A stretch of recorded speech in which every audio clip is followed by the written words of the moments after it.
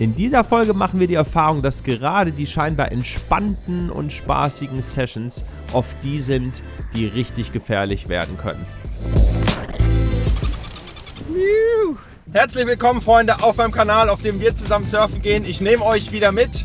Wir sind mittags unterwegs, nicht früh morgens, wie wir es ja sonst meistens machen. Wir fahren zu einem wieder sehr, sehr schönen Strand. 4 bis 6 Fuß, Offshore-Wind, so 20 km/h, vielleicht auch ein bisschen weniger, sollte ziemlich gut sein. 10 Sekunden Periode oder 11 Sekunden. Schnelle Session, schnelle Episode. Einfach rein, ein paar Wellen nehmen. Es könnte ja sein, dass die vielleicht ein bisschen werfen und man da vielleicht noch ein bisschen unter die Haube kommt, das wäre super. Aber ja, ich bin mir nicht sicher, weil die Energie im Wasser sind nur 500-600 Kilojoule. Vielleicht reicht das nicht ganz. Wir finden es einfach gleich raus. Wir sehen uns am Strand.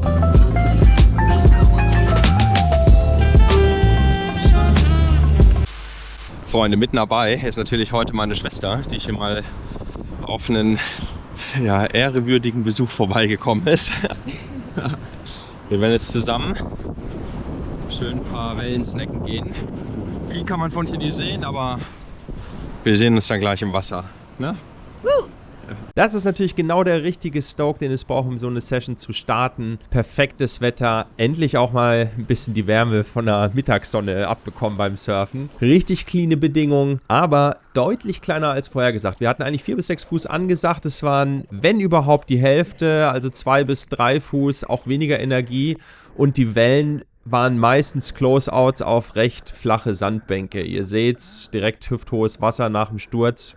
Deswegen entsprechend die Boardwahl, selbst mal so eingeschätzt Medium auf dem Shortboard bei wenig Energie, muss man auf jeden Fall deutlich besser surfen als ich surfe, um dann alles mit Technik wegzumachen und das letzte bisschen Energie aus so einer Welle rauszuholen. Es gab dann natürlich aber auch die Wellen, die richtig schön durchkamen, die größeren Sets, die schön funktioniert haben, bei denen ein bisschen Platz war. Das sind genau die Sessions, die super entspannt und richtig spaßig sind. Aber eine Sache darf man nicht unterschätzen. An solchen Tagen sind die Lineups oft recht voll und hier wurde es auch sehr schnell recht voll, auch wenn das noch nicht ein absolut überfülltes Lineup ist. Und das führt dazu, dass trotzdem, obwohl die Wellen entspannt sind, es zu sehr gefährlichen Situationen kommen kann. Und in so eine gerate ich gleich. Und das werden wir uns einmal zusammen angucken und analysieren. Bevor wir aber gleich in die Situation reingehen, noch ein kleiner Hinweis für alle, die so wie meine Schwester auch nur unregelmäßig surfen gehen können, vielleicht nur im Urlaub. Viel kleiner als angesagt. Oh, schön ist. Sie macht das richtig geschickt. Sie sucht sich oft die mittleren Wellen auf der Inside und hat dadurch richtig viele Wellen, die sie sich wegsnackt. Und dadurch hat sie natürlich einen Heidenspaß an der ganzen Geschichte.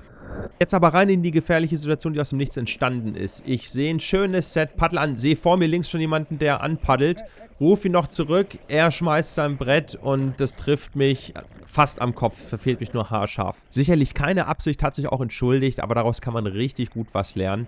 Deswegen das Ganze jetzt nochmal in Zeitlupe. In der Ausgangssituation habe ich Vorrang, weil ich näher am Peak der Welle sitze. Er, das ist der erste Fehler, hat den Überblick nicht, dass ich schon von hinten komme, zieht zurück, das ist richtig so. Aber leider ein bisschen zu spät, er kriegt das Brett nicht durch die Welle durch, lässt es in der Lippe los, wodurch es zum Geschoss wird.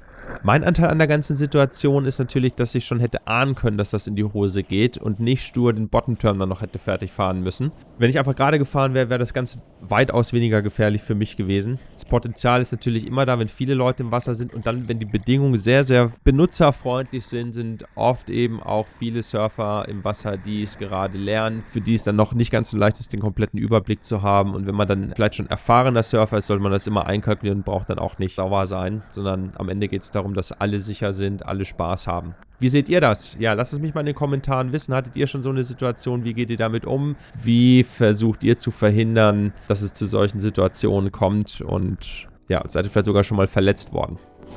Was sagst du, Raffi? Es hat Spaß gemacht. Ja. So, Freunde, das war die Session für heute. Es hat Spaß gemacht. War auch einmal kurz gefährlich, ihr habt es selbst gesehen. Deswegen am Anfang ist es wichtig, die Regeln zu lernen. Und darauf aufzupassen, dass man niemanden in Gefahr bringt. Das hat mich fast meine Zähne gekostet. Also sage ich jetzt nicht zu euch, sondern ganz allgemein. Wenn euch die Folge gefallen hat, dann hinterlasst ein Like, ein Abo vor allem.